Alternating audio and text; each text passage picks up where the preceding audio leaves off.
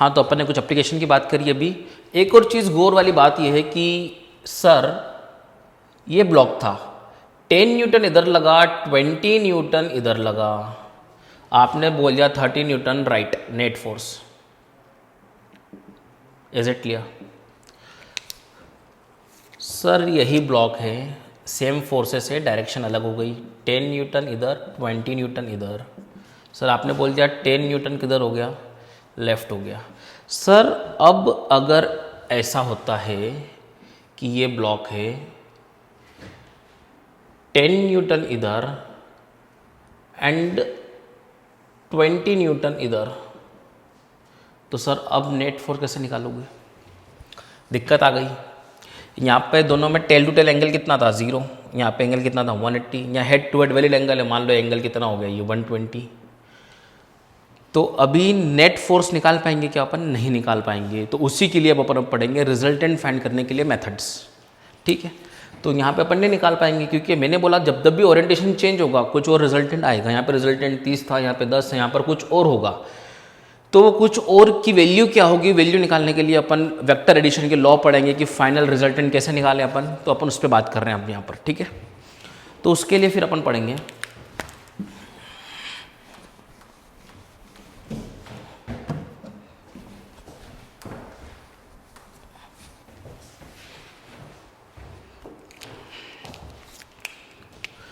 Triangle law of vector addition.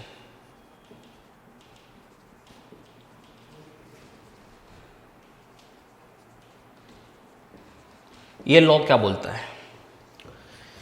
If two non zero vectors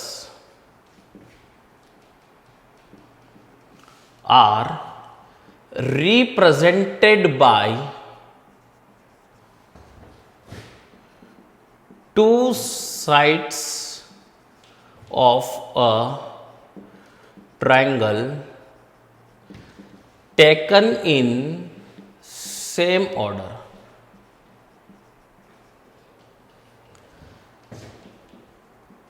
then the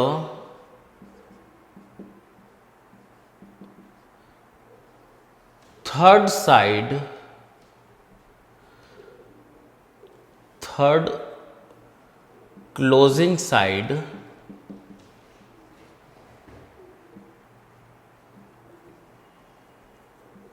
taken in opposite order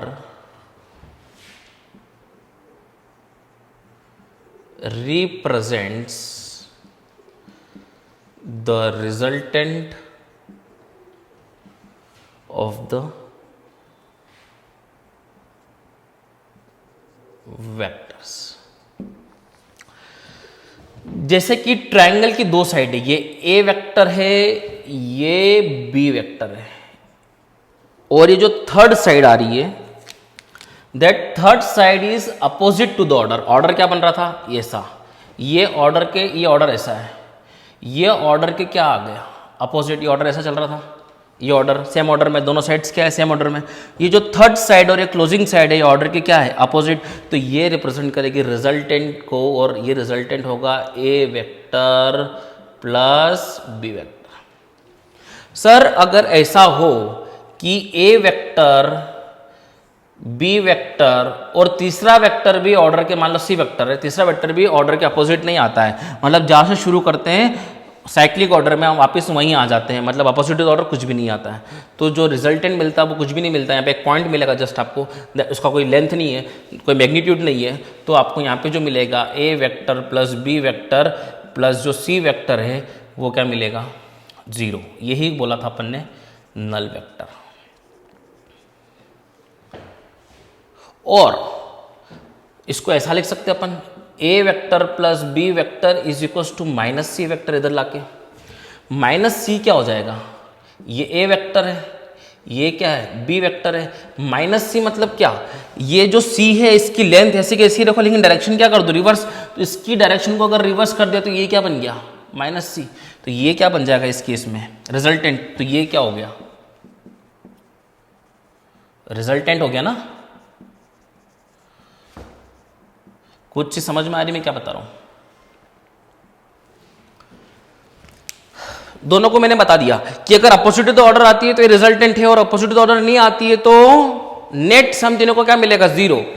यानी कि ये जो vector है ये है एक प्रकार से, इसको अगर उल्टा कर दे अपन तो ये क्या बन जाएगा, रिजल्टेंट।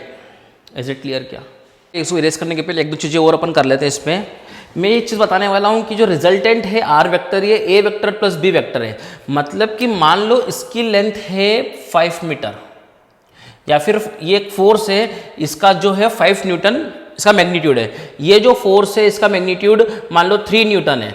तो ये जो रिजल्टेंट होगा ये जरूरी नहीं है कि 5 + 3 8 हो। यहां पर मैग्नीट्यूड नहीं जोड़ रहे हैं अपन, यहां पर अपन वेक्टर एडिशन, अगर डायरेक्ट जोड़ना होता फिर पढ़ते क्यों चैप्टर अपन।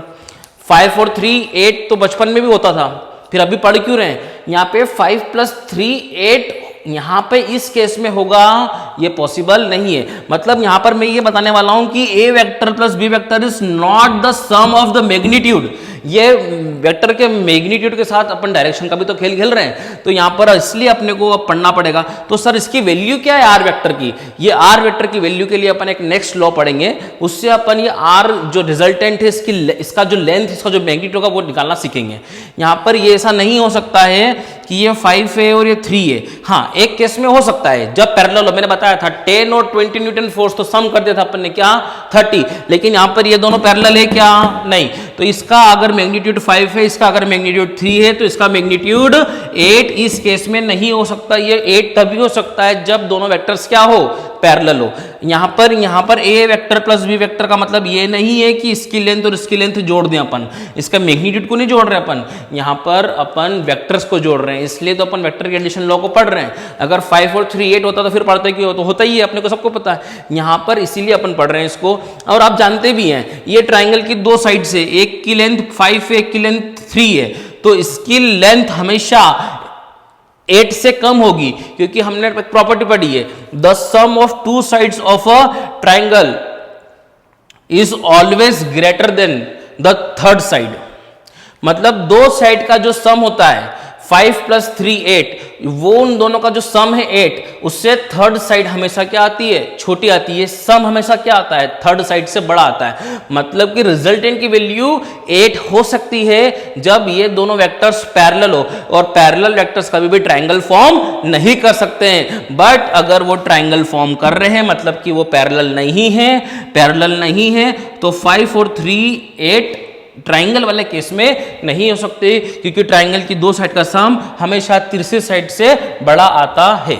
ठीक है, हाँ 5 और 3 8 होंगे यदि दोनों वेक्टर्स पैरेलल होंगे, और दो पैरेलल लाइंस कभी भी ट्राइंगल फॉर्म नहीं करती है। Is it clear? क्या तो ये चीज समझना बहुत जरूरी है। एक बहुत डेप्थ में अपन बाद में भी सीखेंगे इसको, पर मैं यही बताना चाहता हूं, बहुत डेप्थ वाली चीज बताना चाह रहा हूं मैं। यहां पर ध्यान से सुनिएगा, ये ए वेक्टर है, ये बी वेक्टर है, और ये सी वेक्टर है। अगर सी को मैं अपोजिट लेके आ जाऊं तो ये ए वेक्टर बी वेक्टर, ये अपोजिट टू द ऑर्डर है, ये -c वेक्टर क्या बन जाएगा, रिजल्टेंट। मतलब कि ये दो वेक्टर का सम अगर रिजल्टेंट है,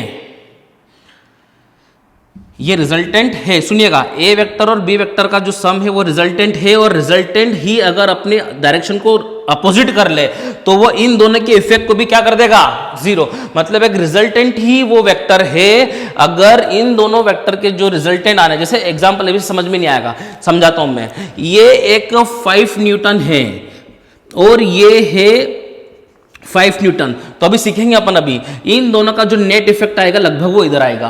तो ये जिसकी जो वैल्यू होगी, मान लो इसकी वैल्यू अपने को नहीं पता है, इसकी वैल्यू मान लो x न्यूटन है, तो x न्यूटन इन दोनों का क्या हो गया, रिजल्टेंट हो गया। और इस रिजल्टेंट के अपोजिट ही मैंने इसी की वैल्यू का, मतलब रिजल्टेंट का जो वैल्यू है उसी वैल्यू का रिजल्टेंट के अपोजिट रख दिया, तो इन दोनों फोर्सेस को क्या बना देगा, 0। मतलब कि यदि अपने को नेट रिजल्टेंट 0 चाहिए तो वो 0 कौन बनाएगा, रिजल्टेंट ही बनाएगा। मतलब क्या, मेरे को ऐसा बोलते क्वेश्चन में कि we have 2 vectors, find a new vector which can make this 2 vectors 0। इन दोनों का इफेक्ट भी वो क्या बना दे, 0 बना दे, तो वो कौन होगा, रिजल्टेंट ही होगा। बस क्या हो जाए, उसकी डायरेक्शन क्या हो जाए, अपोजिट हो जाए।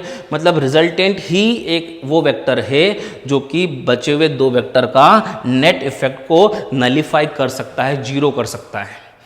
क्या हो जाना चाहिए, डायरेक्शन अपोजिट। देखो डायरेक्शन क्या, इसकी डायरेक्शन ऐसी है, तो इन दोनों का सम इसके बराबर हो गया, ये रिजल्टेंट हो गया। अगर रिजल्टेंट को मैंने अपोजिट कर दिया तो इन दोनों के इफेक्ट को भी क्या कर दिया उसने, खत्म कर दिया। मतलब कि अगर मेरे पास दो वेक्टर है, उन दोनों के रिजल्टेंट है मेरे पास, तो वो रिजल्टेंट, एक तो क्वेश्चन ऐसा आएगा A vector B vector find the resultant, वो सीखेंगे कैसे निकालना है। फिर एक क्वेश्चन ऐसा आएगा ए वेक्टर और बी वेक्टर दे रखे हैं, find a new vector which can make them zero. उन दोनों को भी वो क्या बनाते हैं, उसका इफेक्ट भी क्या करते हैं पूरे सिस्टम में। ए वेक्टर और बी वेक्टर का भी ऐसा वेक्टर निकालो जो कि ए वेक्टर और बी वेक्टर के इफेक्ट अगर उसको भी लगा दें इसके साथ, किसी बॉडी पे एक वेक्टर ए वेक्टर एक्ट हो रहा है, किसी बॉडी पे जैसे कि मान लो एक बॉडी है यहाँ पर, इमेजिन करो इस बॉडी पे ए वेक्टर एक्ट हो रहा है, इस बॉडी पे बी वेक्टर एक्ट हो रहा है। आपको एक नया वेक्टर स्पेस इस सिस्टम पे लगाना है सो दैट के इस सिस्टम पे नेट फोर्स क्या हो जाए, जीरो।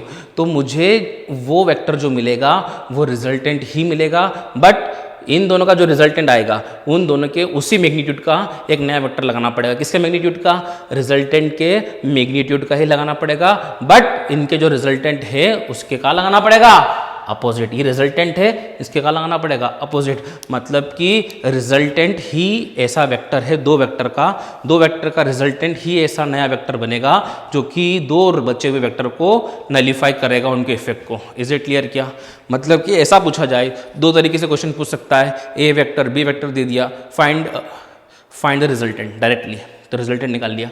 फिर ऐसा बोल दे A vector and B vector find a C vector which can make A plus B plus C zero, तो सी क्या होगा, ए और बी का रिजल्टेंट, बट डायरेक्शन क्या होगी, उन दोनों के जो रिजल्टेंट आ रहे होंगे ए और बी के, उसके क्या होगी, अपोजिट, तभी तो जीरो बना पाएगा।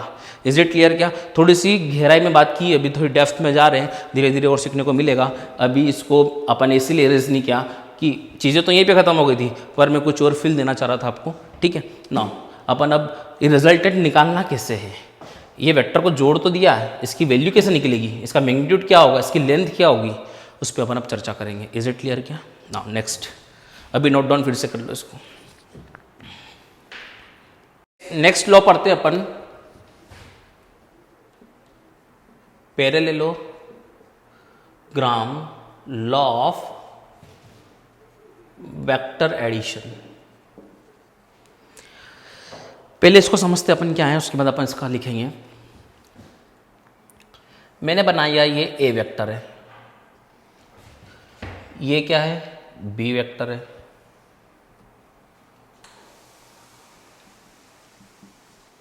ये बी वेक्टर है, ये ए वेक्टर और बी वेक्टर, दोनों क्या है, सेम ऑर्डर में दिख रहा है, सेम ऑर्डर में। ये जो है, ये जो थर्ड साइड है, ये क्या है, ऑर्डर के क्या है, अपोजिट है, तो इसको क्या बोल दिया मैंने, रिजल्टेंट। यही पढ़ा था ट्रायंगल लॉ में। If two sides of a triangle represented by two vectors in the same order, then the third closing side opposite to the order represents the resultant. यही पढ़ा था, ये रिजल्टेंट हो गया। बेटा अपन ने एक और चीज पढ़ी थी कि वेक्टर में दो चीज होती है, मैग्नीट्यूड और डायरेक्शन। अगर मैंने ना मैग्नीट्यूड को छेड़ा ना डायरेक्शन को छेड़ी तो वेक्टर चेंज नहीं होगा, वेक्टर एज इट इज रहेगा। यानी कि अगर ये वेक्टर है, इसको उठा के मैंने ऐसे शिफ्ट कर दिया, ऐसे शिफ्ट कर दिया, क्या डायरेक्शन चेंज की, ये हेड है, डायरेक्शन चेंज की क्या, नहीं। यहाँ पर है, डायरेक्शन चेंज की क्या, नहीं। मैंने लेंथ चेंज की क्या, नहीं। यानी कि पैरेलल शिफ्टिंग, वेक्टर को पैरेलली आगे पीछे बढ़ा के, ऊपर नीचे बढ़ा के, मतलब पैरेलली आप शिफ्ट कर सकते हो। आप इसका ओरिएंटेशन चेंज नहीं कर सकते। अगर ये ए वेक्टर है, इसका ओरिएंटेशन चेंज कर दिया मैंने, इंक्लिनेशन कर दिया कुछ मैंने, अगर ये ऐसा है, इससे अगर उस वेक्टर का कुछ एंगल बन गया, तो ये अगर ए है, दोनों की लेंथ तो सेम है, ये अगर ए है तो ये भी ए होगा, अगर दोनों की डायरेक्शन सेम है। अगर लेंथ भले ही सेम हो लेकिन डायरेक्शन चेंज हो गई, मैग्नीट्यूड सेम है दोनों की लेंथ सेम है लेकिन दोनों की डायरेक्शन अलग है, तो इसको अपन ए बोलेंगे और इसको अपन क्या बोलेंगे, B. These two vectors are not same. हाँ, अगर दोनों की लेंथ भी सेम है, दोनों की डायरेक्शन भी सेम है, तो these two vectors are same. Is it clear? ये पढ़ा था अपन इक्वल वेक्टर्स में।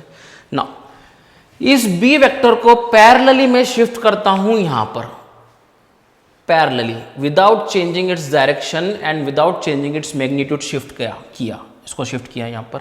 नाउ अब मैं इस ए वेक्टर को पैरेलली यहां शिफ्ट कर रहा हूं, तो ये भी क्या ए ही रहेगा क्या, हाँ ये भी ए रहेगा।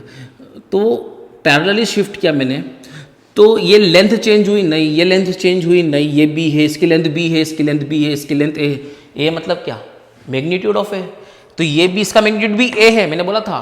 आप ए वेक्टर के मैग्नीट्यूड को या तो ए बोलो या मोड ऑफ ए बोलो। अगर इसकी लेंथ ए है यानी कि मोड ऑफ ए की बात है, इसकी लेंथ ए है तो इसकी लेंथ भी ए है, इसकी लेंथ बी है और इसकी लेंथ भी बी है। ये और ये दोनों क्या है? पैरेलल। ये और ये दोनों क्या है? पैरेलल। क्या फॉर्म कर दिया इन्होंने? पैरेललोग्राम। क्या फॉर्म कर दिया? Parallelogram.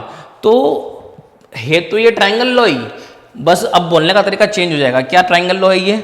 If two sides represented in same order then the third और closing side represent the resultant. अब यहाँ पे बोलने का तरीका चेंज हो गया। अब मैं बोलूंगा यहाँ पर if two adjacent sides of a parallelogram represents two vectors then the diagonal from their intersection represents the resultant. सिर्फ बोलने का तरीका चेंज किया। तो सर ये पढ़ क्यों रहे हैं अपन? जो ट्राइंगल लॉ ने बोली वही बात बोल रहा है, फालतू इसको पैरेलली क्यों शिफ्ट किया, पैरेललोग्राम क्यों बनाया? बेटा ट्राइंगल लॉ के अंदर अगर मेरे को रिजल्टेंट निकालना है, इसकी लेंथ निकालना है, तो यहां पर मेरे को ये ए वेक्टर है और ये बी वेक्टर है। ये जो एंगल मिल रहा था मेरे को, ये क्या वैलिड एंगल था? नहीं, ये वैलिड एंगल नहीं था, क्योंकि ये हेड है और ये टेल है। अब यहां पे जो ए और बी में जो एंगल मिल रहा है theta, that is now valid angle. क्या कौन सा एंगल है वो? वैलिड एंगल है। और यहां पर मैं इसकी लेंथ तो अब निकालूंगा ही निकालूंगा, उसके साथ साथ इस रिजल्टेंट का इसके साथ कितना एंगल है वो भी निकालूंगा, अल्फा। किसके साथ? ए वेक्टर के साथ। ठीक है, इज इट क्लियर? क्या ना? तो अपन पहले लिखते हैं लॉ ने क्या बोला। If two non zero vectors are represented by two adjacent sides of a parallelogram, then the diagonal from their point of intersection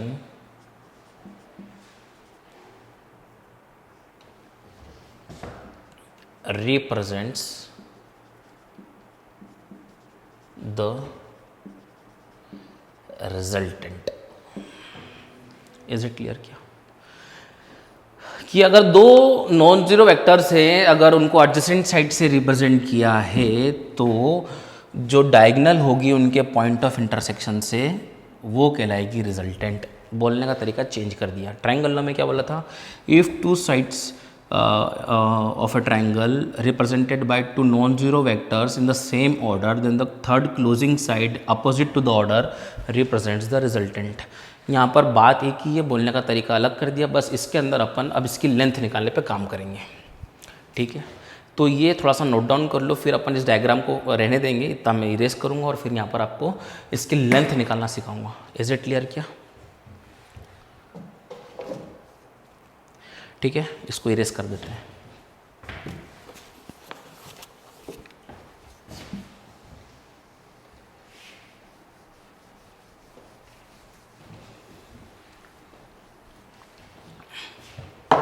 यहाँ पे छोटा सा मैं थोड़ा सा कंस्ट्रक्शन करूँगा।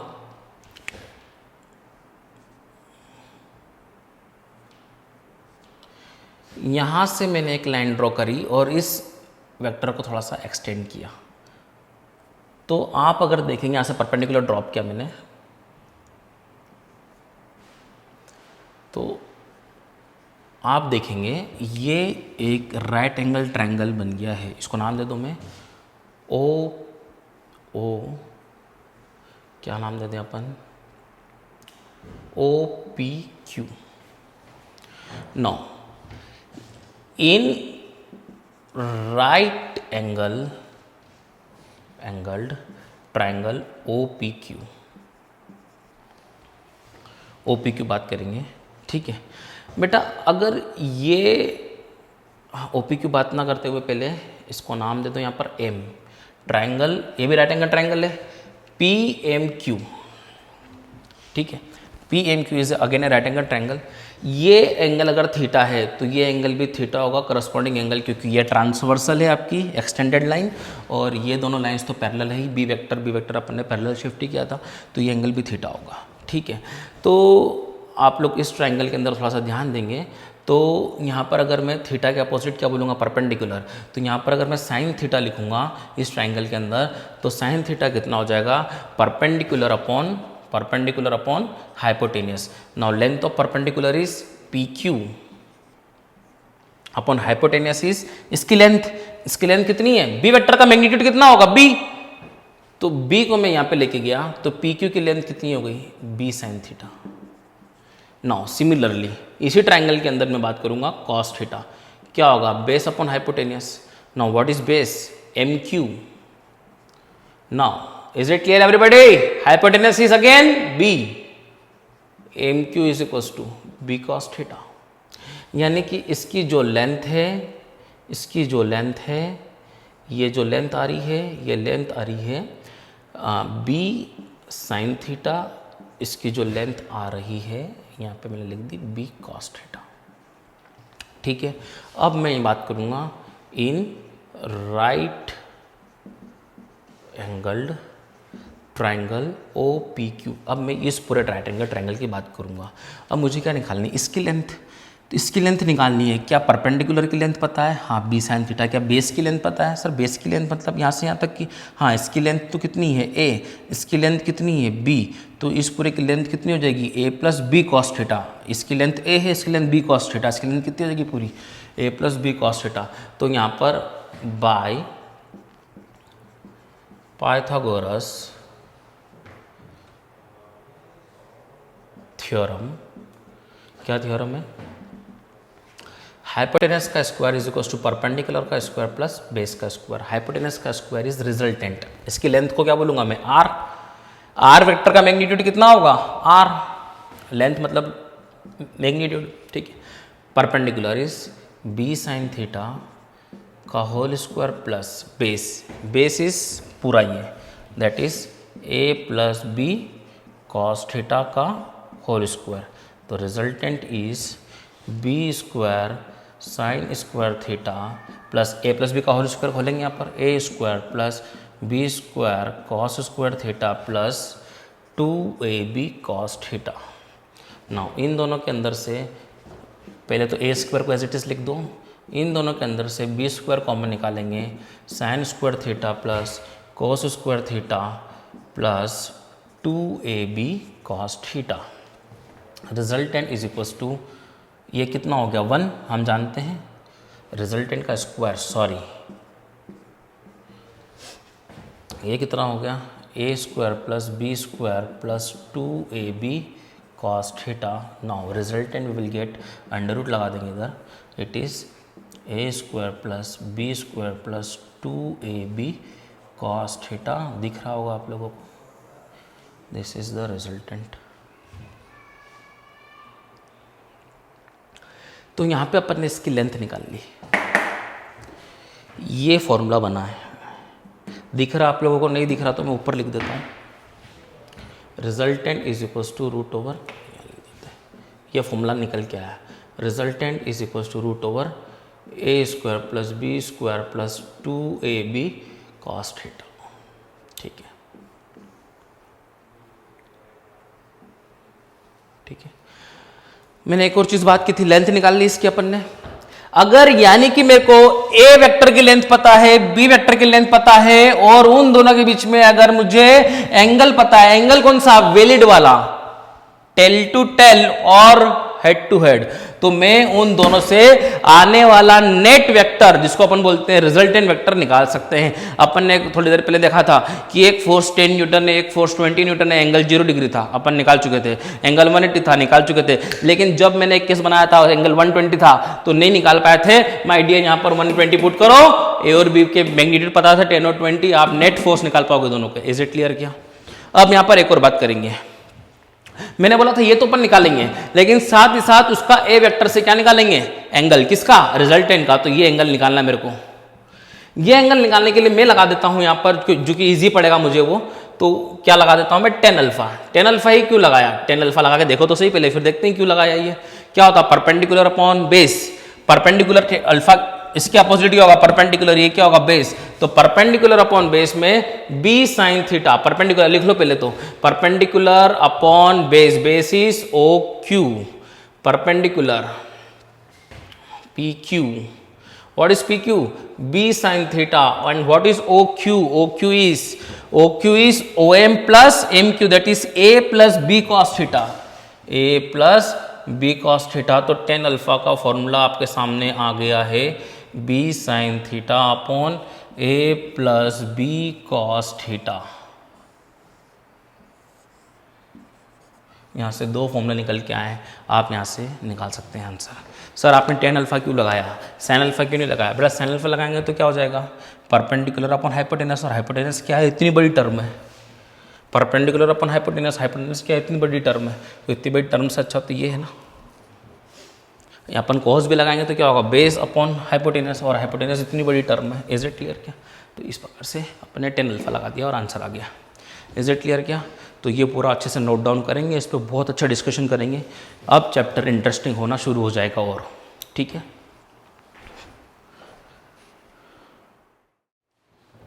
तो बेटा अपन ने रिजल्टेंट निकालना देखा अपन ने।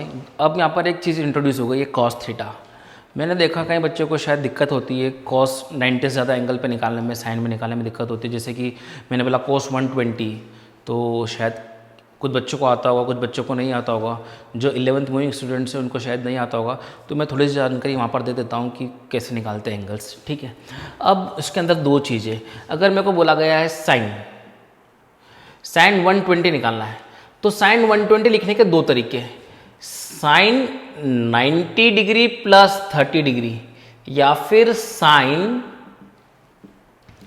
180 माइनस 60। समझने की कोशिश करना, दोनों का सम देखो कितना आ रहा, 120, दोनों को घटाओ कितना आ रहा सम, कितना आ रहा सम, 60 डिग्री। तो उसमें दो तीन चीज बता देता हूं मैं। जब भी साइन या कोई भी trigonometric ratio 90 plus minus theta रहेगा, या फिर ऐसा लिख दो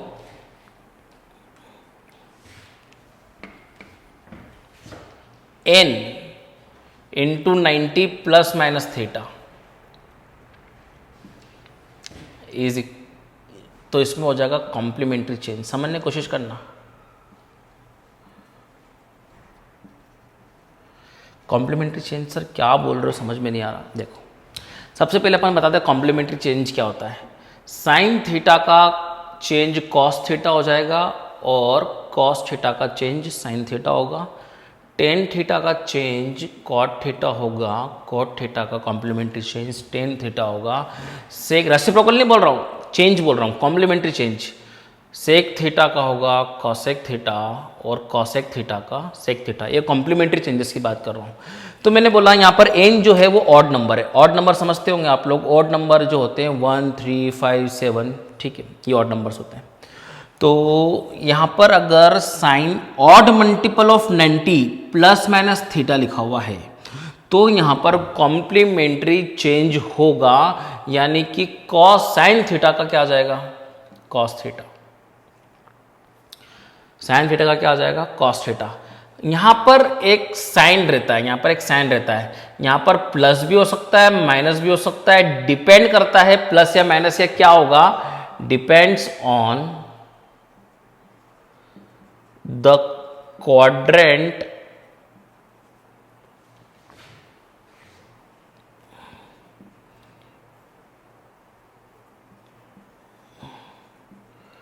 in which your angle lies। किस क्वाड्रेंट में अपना यहां पे जो लिखा हुआ एंगल है, जैसे यहां पे 120 डिग्री है, ये किस क्वाड्रेंट में लाई कर रहा है। सर क्वाड्रेंट मतलब, अब क्वाड्रेंट समझते हैं। यहां पर रहता है 0 डिग्री, ये 90 डिग्री, यहां पर 180 डिग्री आ गए अपन, फिर 90 बढ़ा दिया 270 आ गए, और फिर एक कंप्लीट सर्कल कर लिया, तो यहां पर फिर से कितना आ गया 360 डिग्री। ये कहलाता है फर्स्ट क्वाड्रेंट, ये कहलाता है सेकंड क्वाड्रेंट, ये कहलाता है थर्ड क्वाड्रेंट, और ये कहलाता है फोर्थ क्वाड्रेंट। ये आप सब मैथमेटिक्स में पढ़ोगे, लेकिन मैं यहाँ पर मेरे यहाँ पे ज़रूरत पड़ रही तो मैं यहाँ पे बता देता हूँ। यहाँ पर ऑल ट्रिग्नोमेट्रिक रेशियोज क्या होते हैं, पॉजिटिव। यहाँ पर साइन और कॉसेक पॉजिटिव रहते हैं, बाकी सब नेगेटिव। तो जो पॉजिटिव सिर्फ वो लिख रहा हूं, उनको छोड़कर नेगेटिव है। यहाँ पर टेन थीटा और कॉट थीटा यहाँ पर पॉजिटिव रहते हैं, इनको छोड़ के बाकी सब नेगेटिव। यहाँ पर कॉस थीटा और उसका रेसिप्रोकल सेक थीटा पॉजिटिव रहते हैं, बाकी सब नेगेटिव। ये फर्स्ट क्वाड्रेंट में ऑल पॉजिटिव। सर ये क्या चीज़ है, ऐसा क्यों होता है? सर ऐसा क्यों होता है, मैथमेटिक्स में आप पढ़ोगे, लेकिन मैं थोड़ी जानकारी फिर भी दे देता हूँ आपको। जैसे यहाँ पर क्या होता है, साइन थीटा क्या होता है, perpendicular upon hypotenuse. Cos theta क्या होता है, बेस अपॉन हाइपोटेनियस।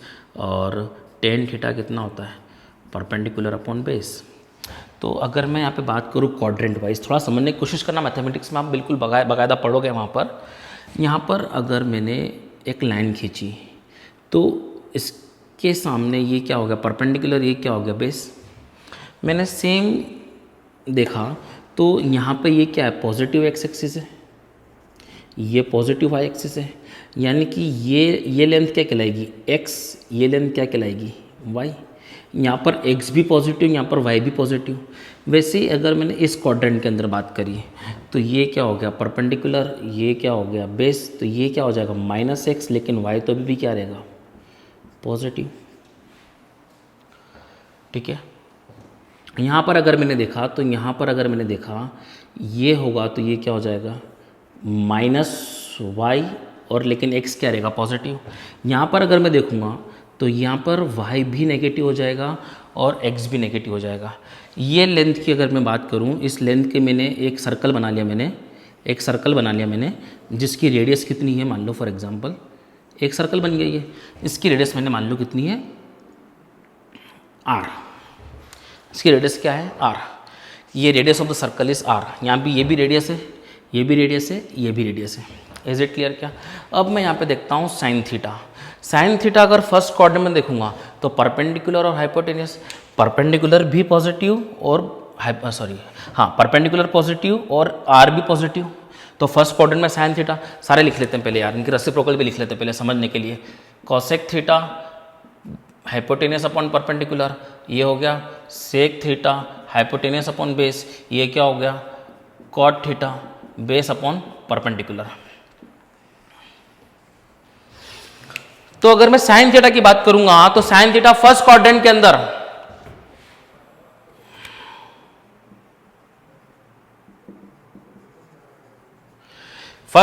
अंदर परपेंडिकुलर क्या है, y अपॉन r, क्योंकि ये एंगल थीटा है, यहां पर ये एंगल थीटा है, यहां पर ये एंगल थीटा है, यहां पर ये एंगल थीटा है, यहां पर ये एंगल थीटा है। ठीक है। तो देखेंगे, या मैथमेटिक्स में पढ़ेंगे अपन, सिर्फ यहाँ पे जनरल पढ़ रहे हैं थोड़ा सा। ये y है, ये r है, ये y/r हो गया। बेस फर्स्ट क्वाड्रेंट की बात कर रहे हैं अपन यहाँ पर, तो यहाँ पर क्या हो गया, बेस क्या है, x, तो ये हो गया x/r, ये क्या हो गया, y/x। सिमिलरली अगर ये सब पॉजिटिव है तो इनके रेसिप्रोकल्स भी पॉजिटिव होंगे। फर्स्ट क्वाड्रेंट में इस वजह से सारे पॉजिटिव रहते हैं। जैसे मैं सेकंड क्वाड्रेंट या फर्स्ट क्वाड्रेंट, जैसे मैं सेकंड क्वाड्रेंट में एंट्री करता हूँ तो मेरा x नेगेटिव बन जाता है। तो जहाँ जहाँ पे x लिखा वहाँ पे क्या आ जाएगा, नेगेटिव। तो यहाँ पे क्या आ जाएगा, क्या था, -y/-x।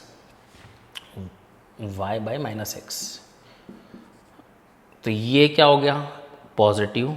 अगर ये पॉजिटिव है तो इसका रेसिप्रोकल भी पॉजिटिव रहेगा, ये नेगेटिव है तो इसका रेसिप्रोकल भी नेगेटिव रहेगा, ये नेगेटिव तो इसका रेसिप्रोकल भी नेगेटिव होगा। मतलब कि इन दोनों को छोड़ के सेकेंड क्वाड्रेंट में सब क्या होंगे, negative. Now third quadrant, is it clear ना? नाउ थर्ड क्वाड्रेंट समझ में आएगा धीरे धीरे, कोई दिक्कत नहीं है। ठीक है, थर्ड क्वाड्रेंट में बात करेंगे तो यहाँ पर x भी नेगेटिव, y भी नेगेटिव। x तो नेगेटिव ही रखा, अब अपने को y भी नेगेटिव कर देना है। यहाँ पर y भी क्या हो जाएगा, नेगेटिव। यहाँ पर y भी क्या हो जाएगा, x तो नेगेटिव है ही सही।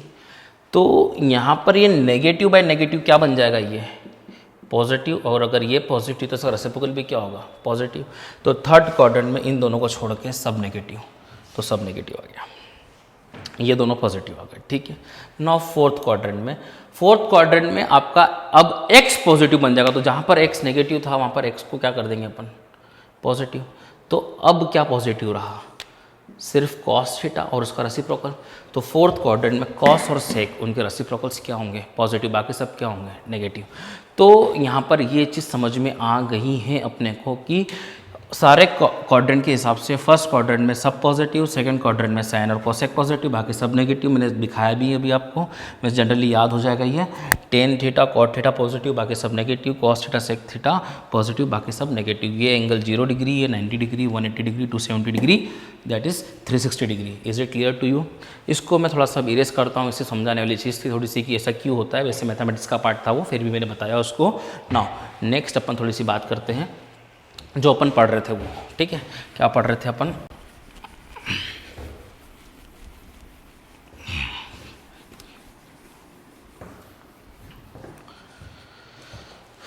कि साइन n 90, n मतलब क्या? Odd integer 1 3 5 7। अगर ऑड मल्टीपल ऑफ 90 डिग्री है, मतलब 90 डिग्री का ऑड मल्टीपल, इवन नहीं चलेगा। 90 टूजा नहीं कर सकते अपन, 90 टूजा तो 180 हो जाएगा, 90 थ्रीजा कर सकते हैं। मतलब 270 90 प्लस माइनस थीटा या फिर 270 प्लस माइनस थीटा अपन करेंगे तो कॉम्प्लीमेंट्री चेंज आएगा हमेशा, कोई भी ऑड मल्टीपल हो। 9 का टेबल ऑड नंबर में चला दो, 9 9 टूजा 18, 18 नहीं चलेगा, 27 चलेगा, 36 नहीं चलेगा, 54 चलेगा। इज इट क्लियर क्या ना? तो जब भी 90 से मैं प्लस करूं चाहे माइनस करूं, या फिर ऑड मल्टीपल ऑफ 90 से प्लस करूं या माइनस करूं, जब भी यहां पर इस प्रकार का पाया जाएगा तो यहां पर कॉम्प्लीमेंट्री चेंज होगा। हमेशा साइन का कोस होगा। यहां अगर कोस होगा तो मतलब ये वाली चीज, यहां पे साइन तो यहां पर कोस, यहां पे कोस तो यहां पर साइन, यहां पर टेन तो यहां पर कोट, यहां पर कोट तो यहां पर टेन, यहां पर सेक तो यहां पर कोसेक और यहां पर कोसेक तो यहां पर सेक, इस प्रकार की चीज होगी। लेकिन एक चीज और, अगर यहां पर ऐसा लिखा गया है sine 180 degree plus minus theta, तो होगा नो चेंज।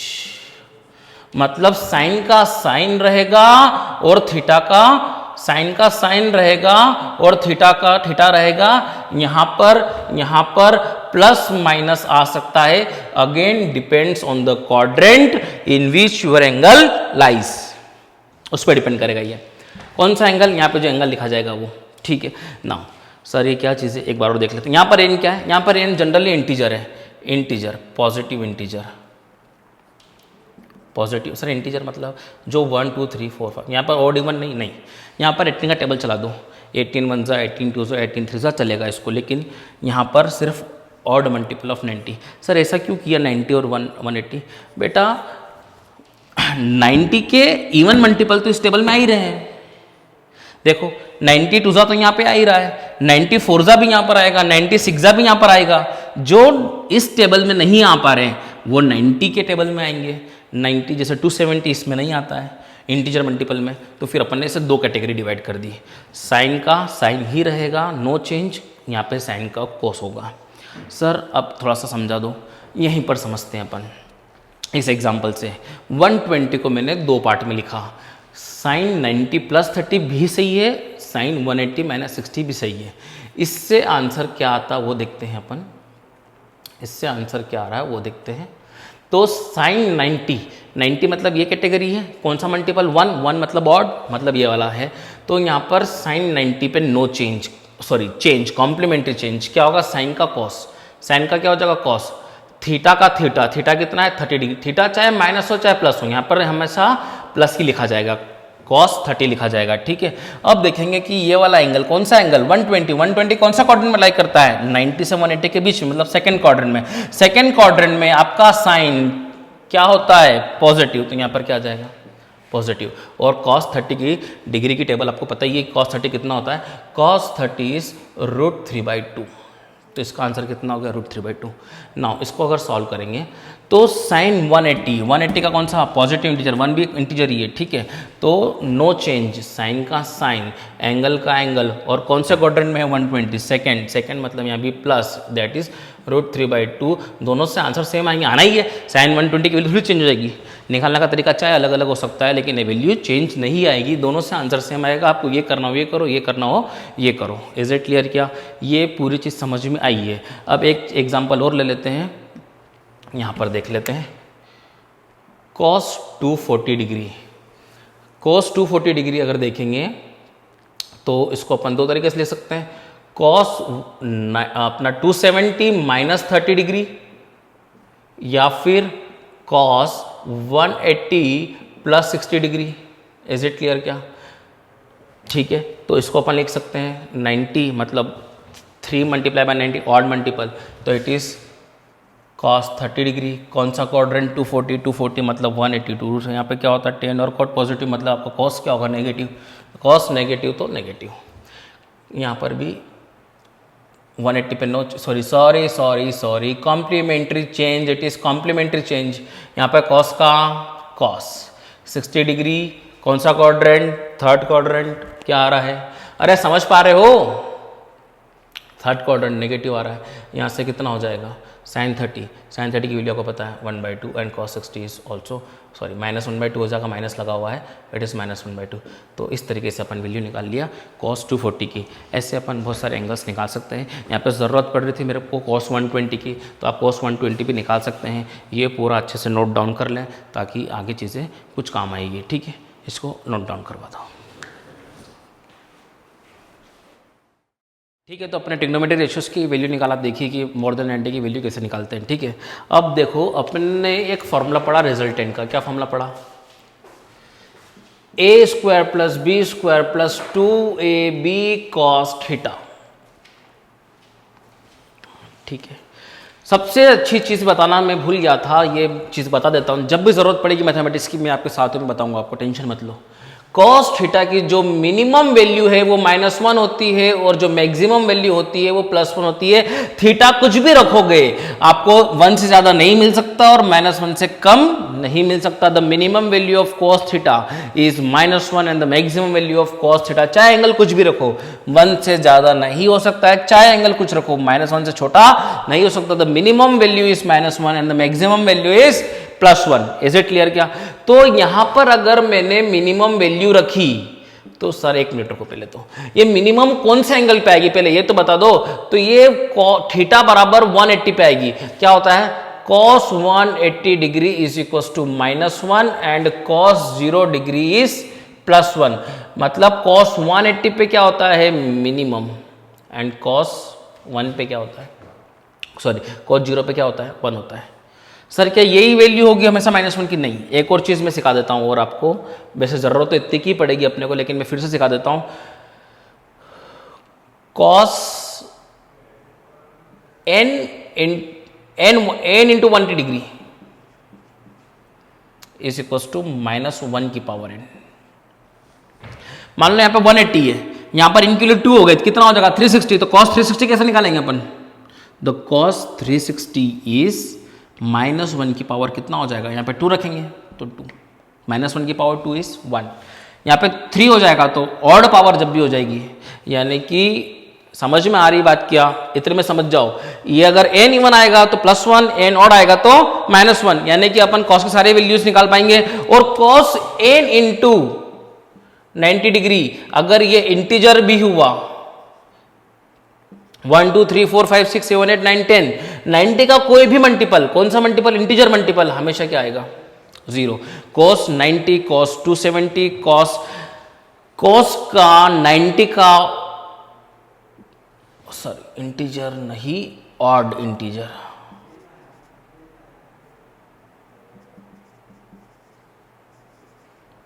यहां पर n क्या है? Odd integer. ये लिखना हर जगह इंपॉर्टेंट है। यहां पर n क्या है? इंटीजर। इंटीजर कौन सा? अगर इवन हुआ तो +1, अगर ऑड हुआ तो -1। Is it clear? वैसे तो अपने को यहीं तक की जरूरत पड़ेगी। ठीक है, ठीक है। नाउ यहां पर अगर cos थीटा मिनिमम हुआ तो यहाँ ये मिनिमम हुआ तो ये पूरा मिनिमम होगा और ये पूरा मिनिमम होगा, तो इसमें जुड़ने वाली क्वांटिटी भी क्या होगी? मिनिमम। अगर ये पूरी क्वांटिटी मिनिमम हुई तो उस केस में जो रिजल्टेंट आएगा वो रिजल्टेंट भी क्या आएगा? मिनिमम। यानी कि R मिनिमम की वैल्यू हो जाएगी √a² + b² + 2ab minimum. Minimum मतलब कौन से एंगल पे? cos 180 डिग्री पे। और 180 डिग्री कब होता है? जब a वेक्टर ऐसा होता है और b वेक्टर ऐसा होता है। मतलब कि वेक्टर्स क्या होते हैं? Vectors are anti parallel. समझ में आ रही क्या बात? वेक्टर्स क्या हुए एंटी पैरेलल, यानी कि R minimum is equals to root over A square plus B square, ये क्या हो जाएगा -1, माइनस यहाँ आ जाएगा -2ab। Is it clear? क्या -2ab। तो आर मिनिमम की जो वैल्यू आ रही है वो आ रही है it is root over A square, sorry a minus B का whole square, A square plus B square -2ab। तो आर मिनिमम जो आएगा, कभी भी दो क्वांटिटी सब्ट्रैक्ट हो रही है, उसका स्क्वायर और रूट है, तो it is mod a minus b होता है, नॉट a माइनस बी। क्योंकि अगर a माइनस बी रखा और a अगर b से छोटा हुआ तो क्वांटिटी क्या आ जाएगी नेगेटिव, और नेगेटिव यहाँ पर नहीं आ सकती है, तो इसलिए अपन मॉड a माइनस बी लिखेंगे, या फिर अपन लिखेंगे a डिफरेंस b। मतलब यहाँ पर कोई भी छोटा हो कोई भी बड़ा हो, अपने को यहाँ पर पॉजिटिव ही लेके आना है। मान लो ये 10 है और ये 20 है, तो आपको सिर्फ डिफरेंस देखना है। 10 20 में डिफरेंस कितना, घटाना नहीं है, डिफरेंस कितना है 10 का, ठीक है। 10 और 30 है, डिफरेंस कितने का है 20 का। इस प्रकार से डिफरेंस देखना है, यानी कि दो वेक्टर का डिफरेंस देखेंगे तो रिजल्टेंट क्या आएगा मिनिमम। और सर रिजल्टेंट मैक्सिमम कब आएगा? रिजल्टेंट मैक्सिमम कब आएगा? जब रिजल्टेंट क्या होता है रूट ओवर ए square plus B square plus 2ab cos theta. जब ये मैक्सिमम होगा तो ये भी क्या होगा मैक्सिमम। तो R maximum is equals to root over A square plus B square plus 2ab cos 0। Cos 0 degree का मतलब होता है ये ए वेक्टर है, ये बी वेक्टर है, और वेक्टर्स क्या हो गए parallel vectors, parallel vectors. Is it clear? क्या तो R maximum is equals to root over A square plus B square plus 2ab। तो R maximum is equals to A plus B का whole squares, R maximum is equals to A plus B. मतलब दो vectors के magnitude को अगर directly जोड़ दें तो आपको मैक्सिमम रिजल्टेंट मिलेगा। दो वेक्टर्स के मैग्नीट्यूड को अगर डिफरेंस कर दें तो आपको रिजल्टेंट उनका मिनिमम मिलेगा। ये मिनिमम कब आएगा? जब वेक्टर्स एंटी पैरेलल होंगे, और ये मैक्सिमम कब आएगा? जब वेक्टर्स पैरेलल होंगे। यानी कि अपन यहाँ पे देखेंगे रेंज ऑफ रिजल्टेंट, ये दिख रहा होगा शायद आपको, रेंज ऑफ रिजल्टेंट। तो रेंज ऑफ रिजल्टेंट जो है वो आ गया resultant always lies between a difference b to A plus b, where a and b are the magnitude of two vectors. This is the range of your resultant. कोई भी angle हो, ए और B के बीच में कितना भी एंगल हो, लेकिन उनके जो वैल्यू है वो इन दोनों रेंज के बीच में लाई करेंगी। एनी एंगल, थीटा कुछ भी हो जाए, इससे कम रिजल्टेंट पॉसिबल नहीं है। थीटा किसके बीच में? ए और बी के बीच में। थीटा कुछ भी हो जाए, इससे कम रिजल्टेंट पॉसिबल नहीं है, और इससे ज़्यादा रिजल्टेंट पॉसिबल नहीं है, चाहे कुछ एंगल हो जाए ए और बी के बीच में। तो माय डियर, अपन ने एक एग्जांपल देखा था, अपन ने यहीं पर एग्जांपल देखा था। ये एग्जांपल था, यहाँ पर लग रहा था 10 न्यूटन, यहाँ पर लग रहा था 20 newton. These are the parallel vectors. जो रिजल्टेंट आया था वो था 30 न्यूटन। ये इन दोनों वेक्टर्स का मैक्सिमम रिजल्टेंट है। 10 और 20 में कुछ भी एंगल अपन बना दें, इससे ज़्यादा रिजल्टेंट पॉसिबल नहीं है, क्योंकि वेक्टर्स पैरेलल है, और पैरेलल वेक्टर्स का रिजल्टेंट मैक्सिमम कब आता है? मैक्सिमम आता है, और वो मैक्सिमम वैल्यू होती है दोनों का मैग्नीट्यूड का सम। Is it clear? ये ए है, ये बी है। अपन ने यहीं पे देखा था कि ये 10 न्यूटन है और ये 20 न्यूटन है। तो रिजल्टेंट देखा था अपन ने, दोनों एंटी पैरेलल है, तो इनका जो रिजल्टेंट आ रहा 10 और 20 का, ये मैक्सिमम है, और ये मिनिमम आएगा एंटी पैरेलल के केस में, और जो मिनिमम वैल्यू होगी ये होगी 10 न्यूटन। मतलब 10 और 20 का सम करने पे मैक्सिमम रिजल्टेंट मिलता है। 10 और 20 को एंटी पैरेलल कर दे अपन तो मिनिमम रिजल्टेंट मिलता है। और 10 और 20 में थीटा कुछ भी कर दूं मैं, 30, 60, 90, 120, 240, कुछ भी एंगल कर दूं, 10 और 20 के अंदर में मेरे को रिजल्टेंट 30 से ज़्यादा नहीं मिल सकता, और 10 से कम रिजल्टेंट नहीं मिल सकता। 10 और 20, 10 और 20, 10 और 20 अगर मेरे पास फोर्सेज हैं, इन दोनों फोर्सेज का जो नेट रिजल्टेंट फोर्स आएगा वो हमेशा इस रेंज में लाई करेगा। ये रेंज है 10 और ये रेंज है 30, चाहे कुछ भी एंगल हो जाए 10 और 20 में। यानी कि अपन ने यहाँ से रेंज ऑफ रिजल्टेंट निकाल ली। Is it clear? क्या नाउ नोट डाउन करो इसको। देखो अपन ने क्या पढ़ा था, अकॉर्डिंग टू ट्रायंगल लॉ अपन ने क्या पढ़ा था? अपन ने पढ़ा था कि ये ए वेक्टर है, ये बी वेक्टर है, तो रिजल्टेंट क्या होगा, ये होगा। अपन ऐसे भी कर सकते हैं, ये बी वेक्टर को यहाँ शिफ्ट कर दे, ये बी वेक्टर को यहाँ पे शिफ्ट कर दिया, मतलब कि अपन ने देखा बी वेक्टर को यहाँ पे शिफ्ट कर दिया, तो कभी भी दो वेक्टर की टेल टू टेल मिलेगी तो रिजल्टेंट इनके बीच में से बना देना। सर एग्जैक्टली बीच में से, इट डिपेंड्स कि इन दोनों के मैग्नीट्यूड कितने हैं। ज्यादा मैग्नीट्यूड जिसका होगा उसकी तरफ ये डोमिनेट करेगा, अगर दोनों के मैग्नीट्यूड बराबर हुए तो ये एग्जैक्टली बीच में से जाएगा, पर जाएगा इन दोनों के बीच में से ही। ऐसा पॉसिबल नहीं है कि ये ए वेक्टर है, ये बी वेक्टर है और रिजल्टेंट यहां पे आ रहा हो, नहीं। ये रिजल्टेंट इस पूरे एरिया में कहीं भी आ सकता है। Resultant always lies in between a vector and B vector, it can not lie outside the a and b vectors. Is it clear? क्या जैसे सर आपने तो ये पढ़ा था, तो पढ़ा ही बेटा पैरेललोग्राम में, ये तो पढ़ा था, ये बी वेक्टर को यहाँ शिफ्ट कर दो तो दो वेक्टर की टेल से जो आने वाला, दोनों के इंटरसेक्शन से जो आने वाला डायगोनल वाला वेक्टर है वो वेक्टर क्या कहलाएगा, रिजल्टेंट। कोई भी जगह पे मान लो मुझे ये बोल दिया 10 न्यूटन और ये बोल दिया मुझे 40 न्यूटन, तो रिजल्टेंट बनाओ, तो मैं ऐसा बना दूंगा। सर ऐसा क्यों बनाया? 40 की तरफ डोमिनेट करेगा। अगर यहाँ पर 40 होगा, यहाँ पर 10 होगा, तो मैं 40 की तरफ डोमिनेट कराऊंगा। ठीक है, रिजल्टेंट हमेशा इस प्रकार से अपन बनाएंगे। रिजल्टेंट बनाना आ रहे हैं क्या? Is it clear? क्या ये ए वेक्टर है, बी वेक्टर है, रिजल्टेंट यहाँ से आएगा। देखो ट्रायंगल लॉ में तो ये रिजल्टेंट था ही, ये दोनों सेम ऑर्डर में है, ये अपोजिट ऑर्डर, इसको पहले यहाँ शिफ्ट कर दिया, दोनों के इंटरसेक्शन से रिजल्टेंट बनेगा। ये रिजल्टेंट हमेशा ज्यादा वाले की तरफ डोमिनेट करेगा। It can be the angle bisector, exactly बीच से भी जा सकता है। ये प्रूफ करेंगे अभी अपन, ये एग्जैक्टली बीच में से जाएगा कब? जब इन दोनों के मैग्नीट्यूड क्या रहेंगे, सेम।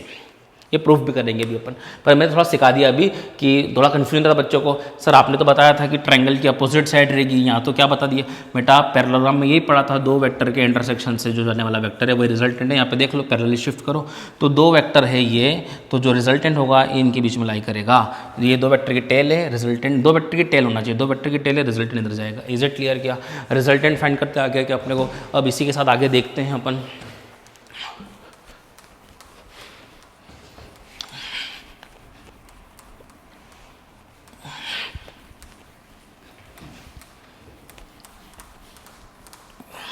कुछ दो तीन ट्रिग्नोमेट्रिक फॉर्मूलेज और देख लेते हैं। ठीक है, क्या फॉर्मूलेज हैं? जैसे कि 2 sin थीटा cos थीटा लिखा हुआ है, तो ये हो जाएगा sin 2 थीटा। ठीक है, फिर एक फॉर्मूला है cos 2 थीटा का, ये sin थीटा का फॉर्मूला बन गया। एक फॉर्मूला है cos 2 थीटा का। क्या फॉर्मूला है cos 2 थीटा का? 2 cos स्क्वायर थीटा माइनस 1। एक और फॉर्मूला है cos 2 थीटा का। क्या फॉर्मूला है? 1 माइनस 2 साइन स्क्वायर थीटा। कैसे आते हैं, कहाँ से, क्यों, क्या, वो सब आप मैथमेटिक्स में डील करेंगे। यहाँ पर मैथमेटिक्स पढ़ाएंगे तो फिर फिजिक्स कब पढ़ेंगे? Is it clear? क्या तो अभी अपन फिजिक्स पे ध्यान देते हैं। ये तीन फॉर्मूले अपने में काम आने वाले हैं ट्रिग्नोमेट्री के, तो अपन ने यहाँ पे डील कर लिए। फिजिक्स में ऐसा ही होगा, फिजिक्स में जहाँ जहाँ मैथमेटिक्स यूज होगी वहाँ पे मैं मैथमेटिक्स आपको सिखाते रहूँगा, और जितनी काम की रहेगी उतना ही सिखाऊंगा। अल्टीमेटली आप मैथमेटिक्स पढ़ेंगे ही। ठीक है ना, इतना समझ में आ गया? क्या ये अपने पास तीन फॉर्मूले हैं जो कि यहाँ पर अपने को काम आने वाले हैं। ठीक है, बाकी कुछ फॉर्मूले तो ऐसे हैं, वो तो याद होंगे ही सही आपको। Sine theta by cos theta, tan theta होता है, वो वाले तो पता है आपको, तो मैं वो नहीं लिखा रहा इधर। ठीक है, जो नए इंट्रोड्यूस हुए हैं वही लिखा रहा हूँ यहाँ पर। Is it clear? क्या ना, तो अब यहाँ पर अपन देख रहे हैं अपने पास दो वेक्टर है, ये ए वेक्टर है, ये बी वेक्टर है। यहाँ पे बोल रखा है कि दोनों की डायरेक्शन अलग है, तो दोनों वेक्टर अलग अलग हो गए, लेकिन यहाँ पे बोल दिया है कि जो ए का मैग्नीट्यूड है वो ए है, स्मॉल है, और इसका मैग्नीट्यूड है वो क्या है, स्मॉल है। रिप्रेजेंट किया है कि इसका मैग्नीट्यूड भी ए है, इसका मैग्नीट्यूड भी है, यानी कि we have two vectors having equal magnitude, we have two vectors having equal magnitude, then find its resultant, और एंगल दे रखा है दोनों के बीच में थीटा। वैलिड एंगल है क्या ये? हाँ वैलिड है। आपको ए और बी वेक्टर के बीच में एंगल दे रखा है, दोनों का मैग्नीट्यूड बराबर है। You have to find the value of resultant in terms of a and theta. आपको गिवन क्या डेटा है, small a, what is small a, length of this vector, what is small a, length of this vector. दोनों vector की length same है यानी कि magnitude same है, दोनों के बीच में एंगल थीटा है, तो we have to find resultant over here. तो रिजल्टेंट निकालने की अपन देखते हैं। तो सर हमने तो पढ़ा है फॉर्मूला रिजल्टेंट का, आपने अभी भी बताया था, क्या फॉर्मूला था, A square plus B square plus 2ab cos theta. समझ में आ रहा है क्या, ये फॉर्मूला पढ़ा था क्या अपन ने, याद आ रहा होगा, हाँ पढ़ा था, ठीक पढ़ा था। ये हो गया। यहाँ पर ए और बी क्या है, ए इसका मैग्नीट्यूड है, बी इसका मैग्नीट्यूड है, और थीटा क्या है, इन दोनों के बीच में एंगल है, तो ठीक है लगा दो। इसका मैग्नीट्यूड कितना है, A square plus 2a into A cos theta, resultant is equal to root over A square कितना हो गया, 2a square plus 2a square cos theta. तो resultant is equal to 2a square common निकाल लिया अपन ने, it is 1 plus cos theta. ठीक है माय डियर, इनके थोड़े से दूसरे फॉर्म भी पढ़ते हैं। ठीक है, दूसरे फॉर्म क्या है वो भी देख लेते हैं। इनके फॉर्म्स क्या है, ये cos 2 थीटा है, तो इसको लिख देंगे अपन, अगर और लिखना हो तो इसके अंदर लिख सकते हैं अपन, अगर मुझे cos 2 थीटा नहीं चाहिए, मुझे cos थीटा चाहिए, तो यहाँ पर अगर 2 थीटा है तो यहाँ पर थीटा होगा, और यहाँ पर अगर 4 थीटा है तो यहाँ पे 2 थीटा होगा, यहाँ पे 6 थीटा है तो यहाँ पर 3 थीटा होगा, और अगर यहाँ पे थीटा है तो उसका हाफ यहाँ पर होगा, that is theta by 2, that is cos square theta by 2 minus 1। समझ में आया क्या, यहाँ पे 2 थीटा, यहाँ पे थीटा, यहाँ पे अगर 4 थीटा तो यहाँ पे 2 थीटा, यहाँ पर अगर 6 थीटा तो यहाँ पे 3 थीटा, और यहाँ पर अगर थीटा तो यहाँ पर थीटा बाई 2।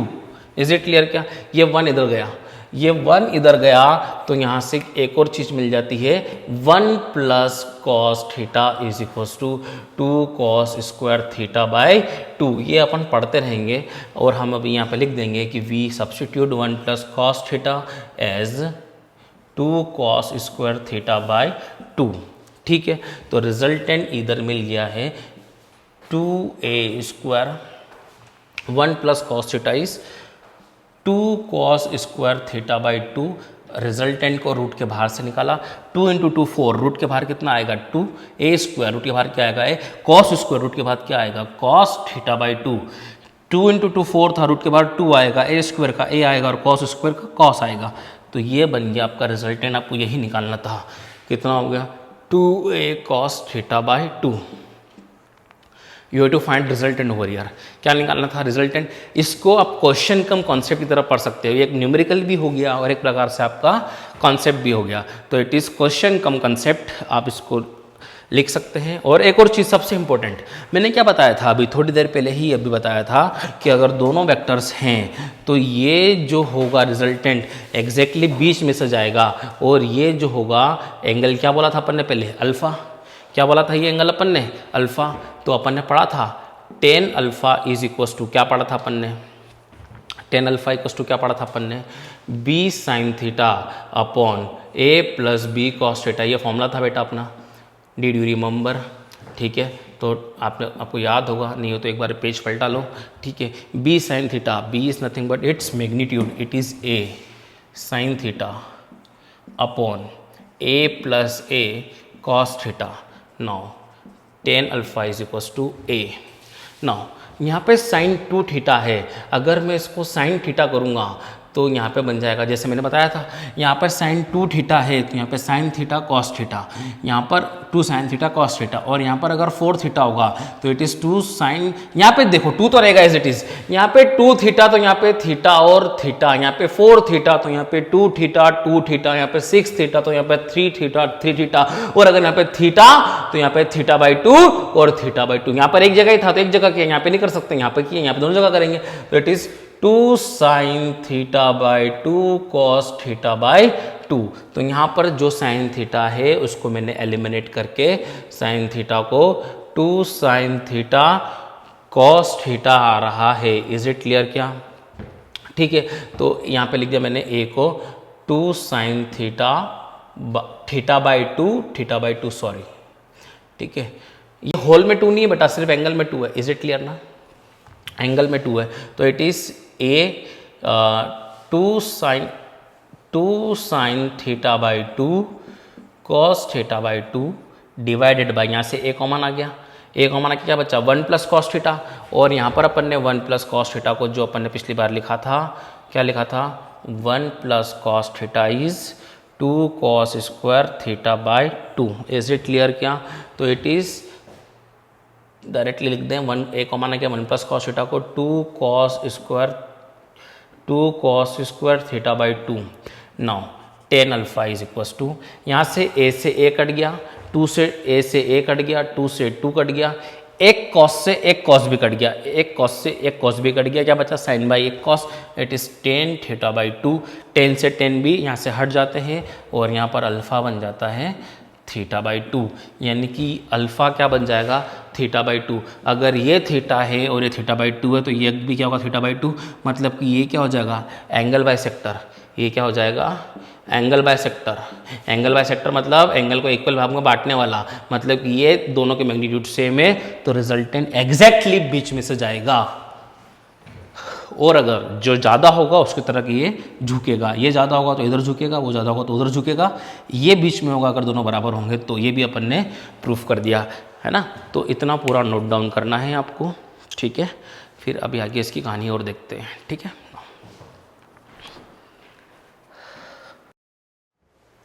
कि अगर मेरे पास दो वेक्टर्स हैं, उनके अगर मैग्नीट्यूड सेम है, क्या सेम है, इनकी लेंथ मतलब मैग्नीट्यूड क्या है सेम है।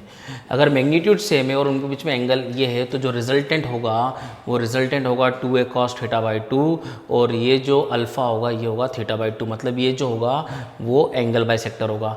तो इस पर अपन बात करते हैं और आगे बढ़ाते हैं। ये क्या होगा एंगल बाई सेक्टर, ठीक है। नाउ अगर मेरे पास ये a वेक्टर है, उसका मैग्नीट्यूड है a, ये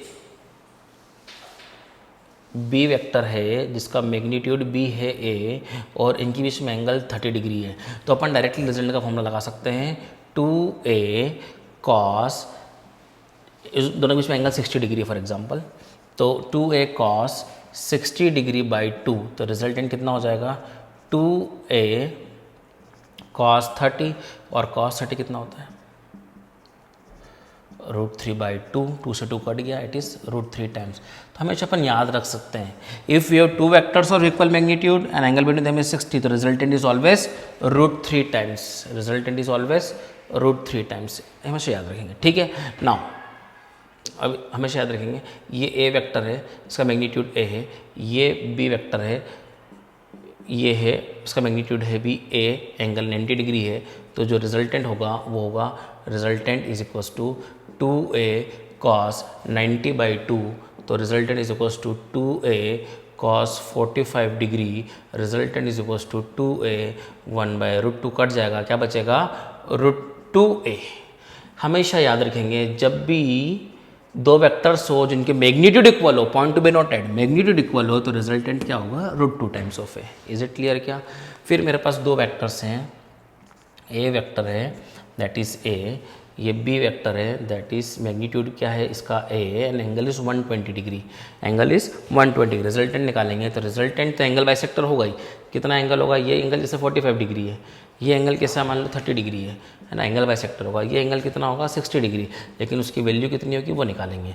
तो resultant is 2a cos 120 degree by 2, तो it is 2a cos 60 degree and cos 60 degree is 1 by 2, तो 2a इंटू 1 बाई 2, 2 से 2 क्या हो जाएगा कट जाएगा, तो क्या बचेगा सिर्फ a।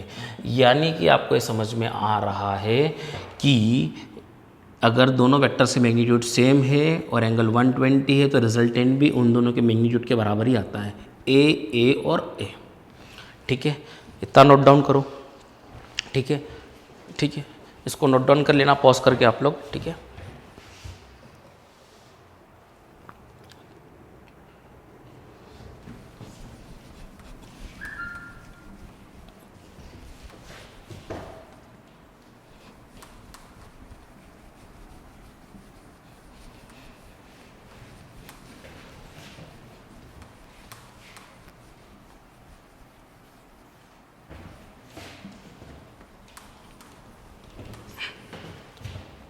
ना अब एक बहुत इंपॉर्टेंट फिर से क्वेश्चन कम कंसेप्ट, इनको स्टामा करके लिखा करो, जैसे अभी क्या लिखा है तो मैंने दो वेक्टर से इनके रिजल्टेंट क्या है, दो वेक्टर जिनके मैग्नीट्यूड बराबर है, रिजल्टेंट कितना आएगा 2a cos थीटा बाई 2, क्या होगा एंगल बाई सेक्टर। इसको इंपॉर्टेंट पॉइंट मार्क करके स्टार मार्क करके लिख लो। It is question cum concept, इस पर क्वेश्चन भी डायरेक्टली आ सकता है कि रिजल्टेंट बताओ। अब मैंने कंसेप्ट में पढ़ा दिया उसको, ठीक है ना फिर से मैं क्वेश्चन कम कंसेप्ट की वाली बात कर रहा हूँ फिर से। तो स्टार मार्क करके लिखना है अपने को। क्या मुझे बोला गया है कि ये ए वेक्टर है और रिजल्टेंट जो वेक्टर है वो ए वेक्टर के परपेंडिकुलर है। मतलब सर रिजल्टेंट कैसे? बेटा दो वेक्टर होंगे मेरे पास। क्या वेक्टर होंगे? दो, ए और बी। उन दोनों का जो रिजल्टेंट है वो आर, वो हमेशा किसके परपेंडिकुलर है? ए। ये मुझे डेटा क्या गिवन है? क्या गिवन है? ये गिवन है। मेरे को क्या क्या गिवन है क्वेश्चन में? मेरे को ए पता है एंड मुझे ए पता है, मेरे को बी पता है और मुझे आर परपेंडिकुलर 2 है। ये मेरे पास गिवन डेटा है कि ए मतलब क्या? इसका मैग्नीट्यूड। बी मतलब क्या? इसका मैग्नीट्यूड। और मुझे बोला गया है कि resultant is perpendicular to a vector. इसके अलावा मुझे कुछ भी नहीं दिया है। तो बेटा इतना अगर समझ में आता है कि रिजल्टेंट 90 डिग्री पे है तो बना के देखो पहले। ये रिजल्टेंट हो गया क्या एंगल हो गया 90। इसी को अपन अल्फा बोलते थे। अरे यही तो अल्फा था, ए और आर के बीच में अल्फा बोलते थे अपन। तो इतना समझ में आता है कि रिजल्टेंट अगर 90 डिग्री पे है इससे, तो ए और बी के बीच में जो एंगल होगा वो कितना होगा? More than 90। इसलिए मैंने पहले ही ऑप्टस बना लिया। क्यों? मुझे पता है कि रिजल्टेंट क्या होगा? ए के परपेंडिकुलर। अगर रिजल्टेंट ए के परपेंडिकुलर है तो ए और बी के बीच में, क्योंकि रिजल्टेंट का लाई करेगा हमेशा ए और बी के बीच में, तो ये वाला एंगल क्या होना चाहिए? इससे बड़ा होना चाहिए। अगर ये छोटा हो गया तो रिजल्टेंट उसके बाहर पहुंच जाएगा। उसके बाहर पॉसिबल है क्या? तो ए और बी के बीच में एक्यूट एंगल पॉसिबल नहीं है, क्योंकि रिजल्टेंट खुद 90 पे है। तो angle between a and b must be greater than 90, यानी कि ऑप्टिस एंगल होना चाहिए। तो ये जो एंगल थीटा है मैंने थीटा मान लिया। इज इट क्लियर क्या? तो मुझे सिर्फ इतनी चीज़ें पता है और मुझे 2-3 चीज़ें निकालनी है। क्या चीज़ें निकालनी है अपन देखते हैं। मैंने सबसे पहले फॉर्मूला लगाया टेन अल्फ़ा। क्या फॉर्मूला था? B sine theta upon a plus B cos theta. ये फॉर्मूला याद आ रहा होगा आपको। यहाँ पर अल्फ़ा की वैल्यू 90 गिवन है। Alpha is the angle with a vector to the resultant, ठीक है। तो आर परपेंडिकुलर टू है 90 degree. It is b sine theta upon a plus B cos theta. Now 1090 is infinite. कोई भी चीज़ infinite कब होती है? जब उसका डिनोमिनेटर क्या होता है? 0। कोई भी चीज़ इनफाइनाइट कब आती है? जब डिनोमिनेटर, आपको पता है 1/0 इज़ इनफाइनाइट, मतलब डिनोमिनेटर में इनफाइनाइट आता है। या फिर आपको समझ में नहीं आ रहा हो तो आप इसको 1/0 रख के क्रॉस मल्टीप्लाई भी कर सकते हैं। जैसे एक बार इससे बता देता हूँ मैं। A plus B cos theta is equals to कितना हो जाएगा? 0। तो B cos theta equals to कितना हो जाएगा? माइनस ए, यानी कि कॉस थीटा इक्वस टू कितना हो जाएगा? Minus a by b. तो कॉस थीटा की वैल्यू कितनी आ गई? Minus a by b. क्या हो गया? कॉस थीटा कितना हो गया? Minus a by b. और मुझे थीटा निकालना है, तो हमेशा याद रखो ये कॉस इधर जाएगा तो ये हो जाएगा कॉस इनवर्स। क्या हो जाएगा? कॉस -1 नहीं बोलेंगे, इसको कॉस इनवर्स बोलते हैं। माइनस ए बाई, ट्रिग्नोमेट्री में फिर से आप पढ़ोगे इनवर्स ट्रिग्नोमेट्री। मतलब कि मुझे ए और बी पता है तो मैं, और मुझे ये कंडीशन पता है, इस कंडीशन के बिहाफ पे क्या निकाला मैंने? ये 90 रखा है ना। तो अगर मुझे 3 चीज़ पता है तो मैं दोनों वेक्टर के बीच में एंगल निकाल सकता हूँ। क्या एंगल है? थीटा। थीटा कितना आ गया? Cos inverse minus a by b. आप जरा यहाँ पे गौर से देखिए, ये माइनस आ रहा है। ए और बी तो लेंथ ऑफ वेक्टर से कभी नेगेटिव हो सकती है क्या? नहीं, ये माइनस आ रहा है। माइनस आ रहा मतलब कि फर्स्ट क्वाड्रेंट में तो नहीं लाई कर सकता, क्योंकि फर्स्ट क्वाड्रेंट में क्या होता है?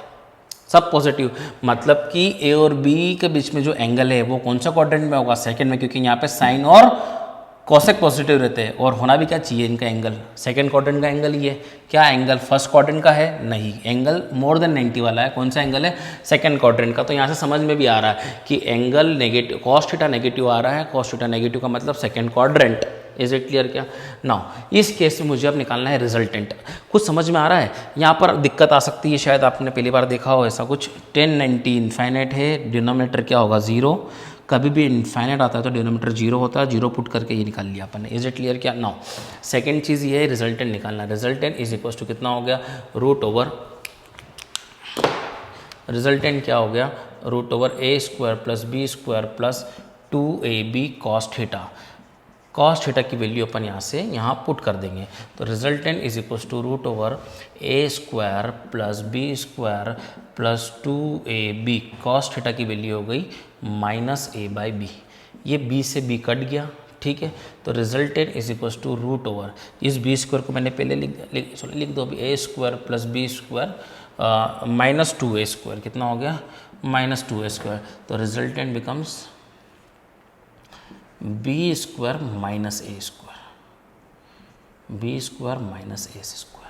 मतलब कि अगर मुझे 3 डेटा पता है, मुझे ए और बी पता और मुझे ये कंडीशन पता है, ये कंडीशन बोलते हैं इसको, ये कंडीशन गिवन है मुझे, तो मैं ए और बी के बीच में एंगल भी निकाल सकता हूँ और मैं रिजल्टेंट की वैल्यू क्या है वो भी निकाल सकता हूँ। क्या पता होना चाहिए, बी और ए। Is it clear? क्या this is very important concept, इस पर न्यूमेरिकल देखे जाते हैं। इसको लिख लीजिए फटाफट, समझ में आ गया होगा आप लोगों को। इसको लिखिए, क्या दिक्कत तो नहीं है कुछ इसके अंदर, कोई भी चीज़ समझ में नहीं आई हो तो एक बार मैं फिर समझा देता हूँ क्या क्या गिवन था मेरे को गिवन था ए और बी मैग्नीट्यूड पता थे मुझे, और मुझे कंडीशन पता थी कि resultant is perpendicular to a vector. तो मुझे पता चल गया कि ए और बी का एंगल मोर देन 90 होगा। tan अल्फा क्या होता है, बी साइन थीटा प्लस ए plus B cos theta. tan 90 क्या होता है, इन्फाइनाइट होता है, बी साइन थीटा अपॉन ये 90 इन्फाइनाइट होता है। इन्फाइनाइट कब होगा, जब डिनोमीटर 0 होगा। यहाँ से अपन ने कॉस थीटा निकाल लिया, थीटा बराबर cos inverse minus a by b आ गया, और इस प्रकार से रिजल्टेंट निकाला। कॉस थीटा की वैल्यू वहाँ से यहाँ पुट कर इसको सॉल्व किया, यहाँ गया बी और ए पता, अपन डायरेक्टली रिजल्टेंट निकालेंगे।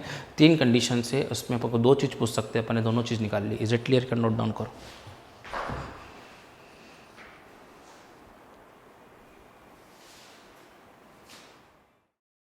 अपन एक क्वेश्चन देखते हैं, ये एक बॉडी है, इस पे इधर फोर्स लग रहा है 10 न्यूटन, इधर फोर्स लग रहा है 10 न्यूटन, ये 2 फोर्सेस लग रहे हैं। अपने को बोला है find the value of force which can act on body to find the value of a new force which can act on a body to make body in equilibrium। 2 forces तो already लग रहे हैं, F1 और ये मान लो F2। एक नया force लेके आना है जो कि बॉडी पे मैं लगाऊं तो वो बॉडी को क्या बना दे, इक्विलिब्रियम में। इक्विलिब्रियम मतलब F नेट क्या होना चाहिए, टोटल 0, तब बॉडी क्या कहलाएगी, इक्विलिब्रियम। बॉडी क्या कहलाएगी, इक्विलिब्रियम। तो मुझे एक नया फोर्स लेके आना है, बॉडी पे लगाना है, ठीक है। नाउ मैं क्या करता हूँ, सबसे पहले तो इन दोनों के रिजल्टेंट निकालता हूँ। तो अभी अपन ने देखा ये 10 है और ये 10 है, दोनों का मैग्नीट्यूड सेम है, तो रिजल्टेंट इन दोनों में एंगल कितना, 90 डिग्री। तो रिजल्टेंट एंगल बाय सेक्टर होगा, ये एंगल 90 है, ये एंगल कितना होगा 45, ये जो होगा कितना होगा 10√2। अभी देखा अपन ने ए और ए √2 है, देखा था अपन ने। Is it clear? तो ये जो होगा रिजल्टेंट देख लेना आप, अभी देखा था अपन ने ए और ए 90 डिग्री पे रिजल्टेंट √2a होता है, तो ये रिजल्टेंट कितना होगा √2 है। इन दोनों को हटा दूं मैं तो यही वो काम करेगा जो ये दोनों मिलके कर रहे थे। रिजल्टेंट का मतलब यही तो है, रिजल्टेंट का मतलब ये दोनों फोर्सेस का जो सोल इफेक्ट है वो ये है, मतलब ये मैंने नया फोर्स लगाया नहीं है, इन दोनों का इफेक्ट ये है एक्चुअली, ठीक है। रिजल्टेंट इज व्हाट, इन दोनों फोर्सेस का जो नेट फोर्स है वो ये। अब इन दोनों को भूल जाओ आप, सिर्फ क्या फोर्स लग रहा है आपके ऊपर, ये लग रहा है। तो इसके जस्ट अपोजिट अगर मैं इतना ही फोर्स लगा दूंगा तो बॉडी क्या आ जाएगी, इक्विलिब्रियम में। ये मान लो क्या हो गया F3, ये तो मेरे को निकालना था। तो क्या लगाना है मेरे को, फाइंड अ न्यू फोर्स। तो एक नया फोर्स जो है वो क्या है 10√2। अगर मैंने इन दोनों के रिजल्टेंट के अपोजिट लगा दिया तो नेट इफेक्ट क्या हो जाएगा 0। एक दूसरे को क्या करेंगे, ये cancel out. Is it clear? क्या तो और क्या लगना चाहिए, वो इसके जस्ट अपोजिट। तो ऐसा भी क्वेश्चन पूछ सकता है, मैं एक क्वेश्चन के अंदर 2 क्वेश्चन कराता हूं कि ये एंगल क्या होगा, तो एंगल भी निकाल लेंगे, ठीक है। तो ये एंगल कितना है 90 डिग्री, ये एंगल कितना 45 डिग्री, ये टोटल कितना होता है, तो ये एंगल कितना हो गया 135 और ये एंगल कितना हो गया 135 डिग्री। आपसे ये भी पूछ सकते हैं कि इन दोनों में F2 और F3 में एंगल क्या हो सकता है, और F3 और, क्योंकि एंगल समझ में आ ही रहा होगा। Is it clear? क्या 30 ठीक है, हाँ सही है। ठीक है, ये 135 डिग्री, ठीक है। तो समझ में आ गया। मैं अभी बोल नहीं रहा था पहले आपको, रिजल्टेंट ही वो फोर्स है जो कि बॉडी को इक्विलिब्रियम में लेके आ सकती है, क्योंकि कोई भी दो फोर्स लग रहे होंगे, उनका जो नेट इफेक्ट होगा वो ये होगा, उस नेट इफेक्ट वाले फोर्स के अपोजिट उतना ही मैग्नीट्यूड का लगा दो, क्या है ये रिजल्टेंट, रिजल्टेंट के अपोजिट लगा दिया, रिजल्टेंट वाला फोर्स उसके बराबर वाला फोर्स, तो बॉडी क्या आ गई, इक्विलिब्रियम में आ गई। तो रिजल्टेंट ही वो फोर्स है जो कि बॉडी को इक्विलिब्रियम में लेके आ सकता है। Is it clear? बट जो एक्चुअल रिजल्टेंट है उसके अपोजिट ये लगना चाहिए, ठीक है। उसके साथ लग गया तो फिर तो क्या करेगा, इफेक्ट को डबल कर देगा, उसके अपोजिट लगेगा तभी तो कैंसिल आउट कर पाएगा उसको। Is it clear? किया? तो इस प्रकार का एक क्वेश्चन आता है, ठीक है। Find a force which can make the body in equilibrium, ठीक है। इसको नोट डाउन करें, फिर नेक्स्ट क्वेश्चन करते हैं।